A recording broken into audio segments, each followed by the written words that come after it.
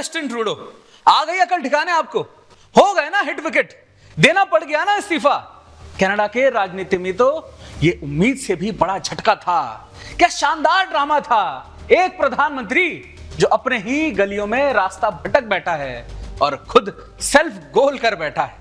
अपने कभी सोचा था कि जस्टिन ट्रूडो, जो कनाडा के प्रधानमंत्री के रूप में खुद को जेम्स बॉन्ड समझते थे, अब सत्ता से बाहर हो गए हैं? लेकिन हां, ट्रूडो के दिन अब खत्म हो चुके हैं। क्या किसी ने सोचा था कि भारत विरोधी बयान और खालिस्तानी समर्थकों की राजनीति खेलते खेलते वो खुद भस्मासुर बन जाएंगे? ट्रूडो की राजनीति के लिए अब गेम ओवर हो चुका है। ये वही ट्रूडो है जिन्होंने भारत के खिलाफ उटपटांग बयान दिए थे और भारत विरोधी खालिस्तानी तत्वों के सामने सिर झुका लिया था। जब पूरी दुनिया उनसे उम्मीद कर रही थी कि वह भारत के साथ संबंध सुधारेंगे, तो ये ट्रूडो ने अपने ही जमीन पर खालिस्तानियों को सुरक्षा दी थी। यही उनकी राजनीतिक बुद्धिमानी थी क्या? याद है जब उन्होंने भारत के खिलाफ आरोप लगाया कि भारत के एजेंडो ने कनाडा में एक नागरिक की हत्या की?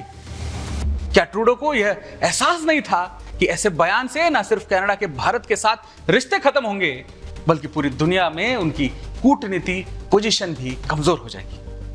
और अब कनाडा में उनकी खुद की सरकार में ही घमासान युद्ध मचा चुका है। पूरा मामला देखिए इस रिपोर्ट के माध्यम से।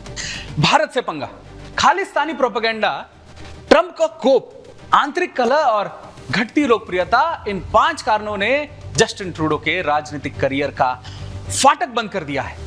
हम आपको एक एक करके ये 5 मुद्दे समझाएंगे।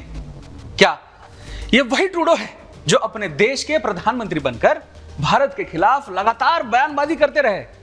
ट्रूडो ने भारत के खिलाफ बयान दिया जब उनकी राजनीतिक समझ और जिम्मेदारी से उनका ध्यान हटकर खालिस्तानी प्रोपेगेंडा की ओर चला गया। क्या कभी उन्होंने सोचा था कि खालिस्तानियों के साथ खड़ा होना न सिर्फ भारत से रिश्ते बिगाड़ेंगे, बल्कि कनाडा की अपनी विदेश नीति को भी कमजोर कर देगा? यह उनका सबसे बड़ा घातक कदम रहा। और फिर ट्रंप का कोप। जस्टिन ट्रूडो को क्या लगता था? क्या वह समझते थे कि अमेरिका जैसे देश में उनकी राजनीतिक नासमझी को नजरअंदाज कर दिया जाएगा? ट्रंप ने उन्हें फार लेफ्ट ल्यूनेटिक कहा और एलन मस्क ने भी यह घोषणा कर दी थी वह अगला चुनाव हारने वाले हैं। क्या इस अपमान से उन्हें कोई फर्क भी पड़ा था? नहीं, लेकिन यह उनकी राजनीतिक नाकामी का सबूत था। आंतरिक कलह, यह कि अब उनकी ही पार्टी में उन्हें नजरअंदाज करना शुरू कर दिया है। लिबरल पार्टी के अंदर विद्रोह का माहौल बन चुका है। क्या ये ट्रूडो को यही नहीं लगा कि उनके खुद के लोग भी उनके खिलाफ खड़े होने वाले हैं?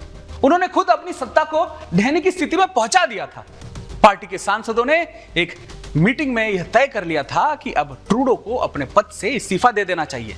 क्या यही लोकतंत्र है जो वो चाहते थे? क्या ट्रूडो ये नहीं जानते थे कि घटना लोकप्रियता का असर है उनके पूरे राजनीतिक करियर पर पड़ने वाला है? अब सर्वे बताते हैं कि कनाडा के 73% लोग चाहते हैं कि ट्रूडो इस्तीफा दे दे, रिजाइन कर दे। अब ट्रूडो के पास कोई तर्क नहीं बचा है। उनकी गलत फैसलों और कमजोर नेतृत्व ने उनके समर्थकों को उत्साहित कर दिया है। लोग उनकी नीतियों और कदमों से परेशान हो चुके हैं। जब कनाडा में महंगाई आसमान छू रही थी, बेरोजगारी के दर बढ़ रहे थे, तो ट्रूडो ने क्या किया? कुछ नहीं किया। अपनी नीतियों के कारण लोग परेशान हो गए थे, लेकिन ट्रूडो ने आंखों में कोई बदलाव दिखा? नहीं। क्या अब वह समझ पाएंगे कि देश की समस्याओं पर ध्यान न देना केवल जनता की नाराजगी बढ़ता है? तो आखिरकार ट्रूडो का गेम ओवर हो चुका है। भारत से पंगा, खालिस्तानी प्रोपेगेंडा, ट्रंप का तंज, आंतरिक कलह और घटती लोकप्रियता, इन 5 बड़े कारणों ने उनकी राजनीति को ध्वस्त कर दिया है। अब वह सिर्फ इतिहास का एक हिस्सा बनकर रहने वाले हैं और कनाडा को एक नए नेतृत्व की जरूरत है।